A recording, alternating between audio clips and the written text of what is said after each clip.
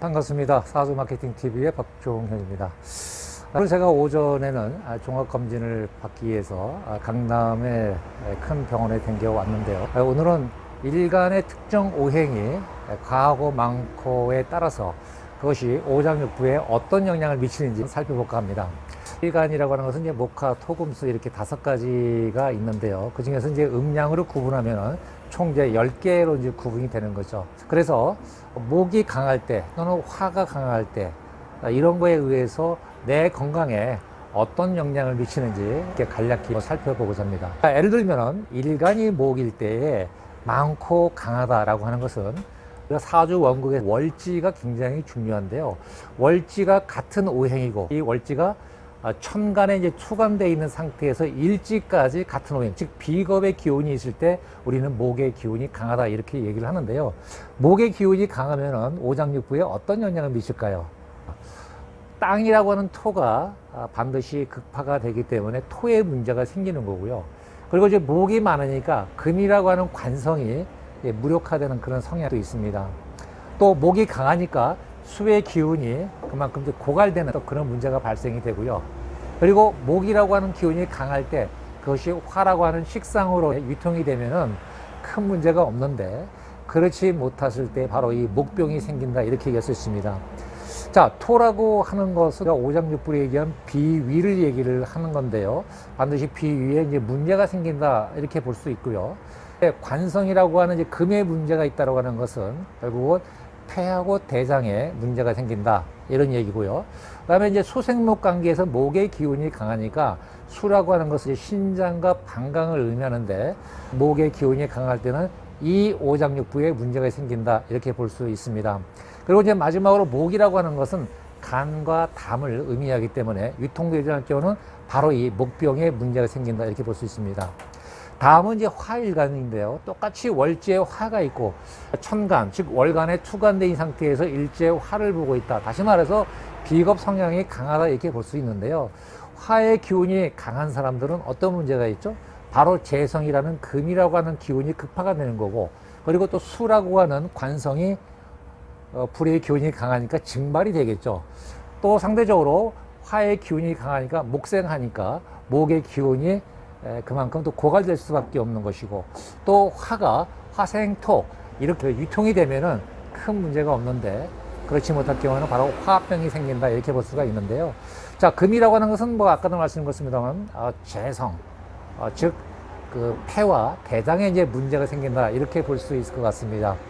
그리고 이제 목이라고 하는 것은 이제 간과 담을 얘기하는 거고, 그리고 수라고 하는 것은 결국 신장과 방광, 화라고 하는 것은 소장과 심장을 의미하는데 이런 장제 문제가 생긴다라고 볼 수 있을 것 같습니다. 자, 토라고 하는 것도 마찬가지죠. 월지에 토의 기운이 있고 천간에 투간되어 있고 그리고 일지에 같은 토가 있는 상태, 비겁의 기운이 강할 때는 결국은 재성이라는 수가 극파가 되는 것이고 목이라는 관성이 무력화되고, 그리고 화생토 관계니까 토의 기운이 강함으로써 화의 기운이 그만큼 고갈되는 그런 문제가 또 발생이 되는 거죠. 또 상대적으로 토의 기운이 강할 때는 토생금 이렇게 흘러가야 되는, 그렇게 유통이 되지 않을 경우에는 토병 자체에 이제 어떤 문제가 생길 수 있다 이렇게 볼 수가 있겠습니다.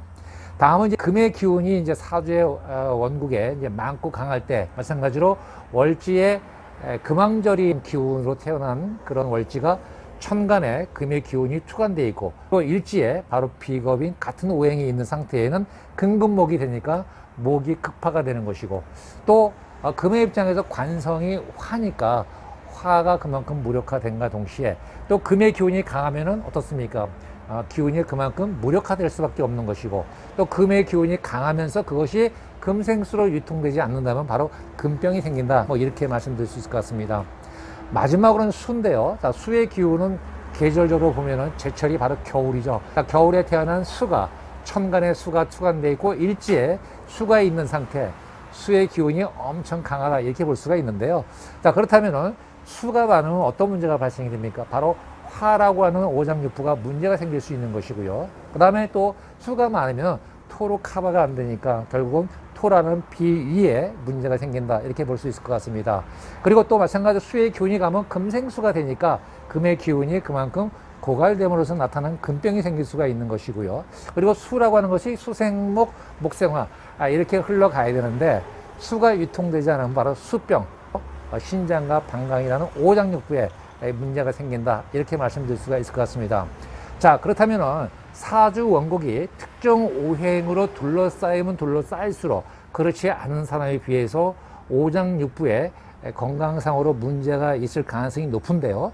이런 상태에서 운의 흐름, 세운이라든가 또 10년마다 오는 그런 대운에서 같은 오행의 기운이 왔을 때는 건강상의 문제가 발생될 수 있다. 이렇게 우리가 예측을 할 수 있을 것 같습니다.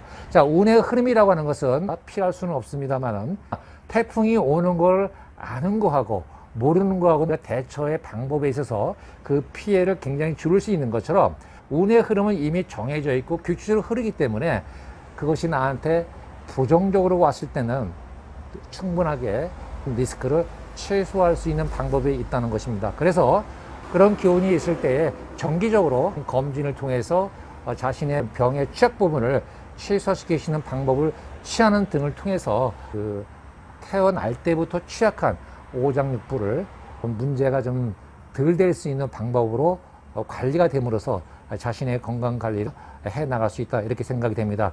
현대의학에서도 병의 원인이 어떤 파악이 안 되는 것도 굉장히 많습니다만은 사주라고 하는 걸 통해서 디테일한 어떤 병을 찾아낸다는 것은 제 개인적으로는 쉽지 않다고 봅니다만 전반적으로 목화토금수의 오장육부라고 하는 큰 틀에서 보면은 사주병의 그 원인을 찾아낼 수 있을 것이다 이렇게 생각이 됩니다. 이상으로 특정 오행이 편중되어 있을 때 오장육부에 어떤 영향이 미치는 데에서 살펴보았습니다. 제 영상에 조금이라도 도움이 되셨기를 바라면서 지금까지 사주마케팅TV의 박종현이었습니다. 여러분 고맙습니다.